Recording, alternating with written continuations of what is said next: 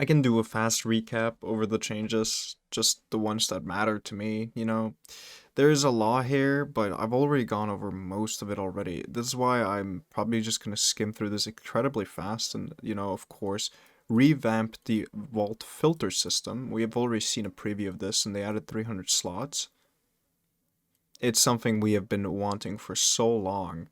And much else, there's not really any noteworthy. Of course, they're buffing the void fragments for the negative stats, plus giving a lot of positive stats.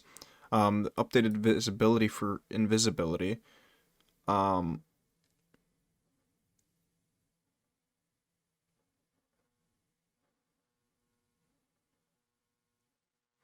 they're nerfing Hunter Dodge, especially.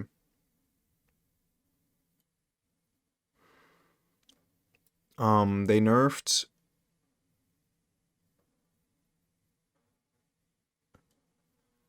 They're nerfing smoke bombs, and of course invisibility in PvP, mainly making it a 9 second instead of a 3 second on the ground, and they're of course reducing the smoke from a 5 second to 2 seconds, and also reducing the damage for 16%.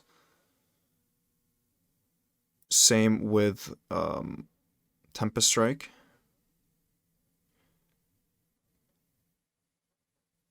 I don't know about this one. This one kind of scares me a little bit. Fix an issue where the aspects aftershock would not consistently refresh a combination blow. Meaning, a combination blow is going to be even stronger in PvP, which it already is. They did not nerf Bacchus. Of course, they nerfed Gambler's Dodge, so you only get 35 instead of 50% of your melee. They reduced Lightning Surge for Prismatic by 16%. Um, the Frost Pulse got slightly nerfed. It freezes now in between the it slows now in between 5 and 8 meters, and they reduced the radius from 7.5 to 5 meters for freeze. But also, you need to remember that you can now move while using the ability, which is pretty big of a change. Um, they're also reducing Healing Rift by 10%, but also buffing Empowering Rift by giving you melee and grenade recharge when setting in the Powering Rift by 20%.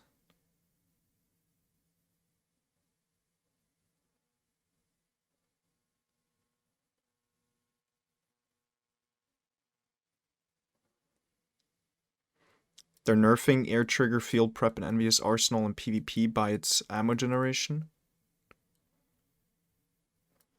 They're fixing the long-barreled sidearms to make them a little bit more usable. They increased stability on controllers by 10% for all SMGs, and they increased the ADS fall-off scaler by 0.45, by 0.05 in PvP. Rapid fire pulses get an increased damage by a 0.25, sorry, 0.15. They reduced the bow draw time penalty, so they will feel slightly more consistent. They're nerfing overall all fusion rifles with their charge time by a slight amount. Um, Lightweights get an increased pellet damage by 1 damage, and aggressives gets increased pellet damage by 1.3 damage. Might make them actually map further. They're reducing the damage on slugs by 6%, but increasing their range by a 0.05. Sniper gets a flinch reduction. They reduced flinch on snipers by 40%. Duality gets a reduced hipfire spread by 6%. Might actually make it a little bit more consistent and even map people more. I wonder how that's going to feel. Chaperone, it's changed from a normal slug to a rapid fire slug.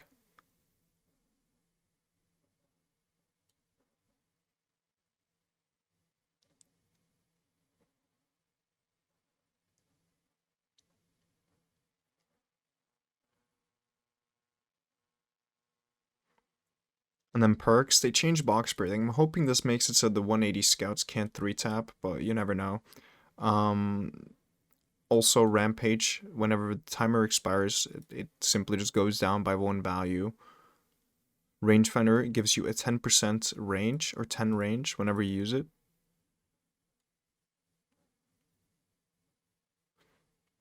And of course, the notable exotics to mention is Lion Rampants, Peacekeepers, and Armamentarium.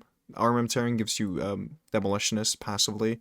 Lion Rampants now gives you now allows you to ADS while in the lift, and Peacekeepers got buffed with re-enabling Nano Swap, and of course increased mobility by 5.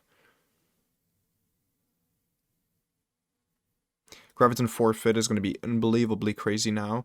Omnioculus now heals allies when making someone invisible, and Gemini Jesters got an increase, essentially 100% increase, and also removes HUD effects for 2 seconds. It's kind of going to be annoying. Most of the Warlock exotics don't really have anything worth of mentioning.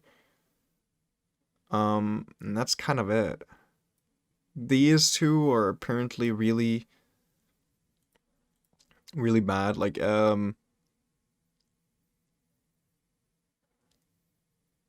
apparently people are not too happy about the not swap thing. But that's kind of it. Anyway, the DLC will be out in 10 minutes, 9 minutes. Hopefully this video will be out by then. Come watch me on Twitch. I will be streaming it. So I'll see you there.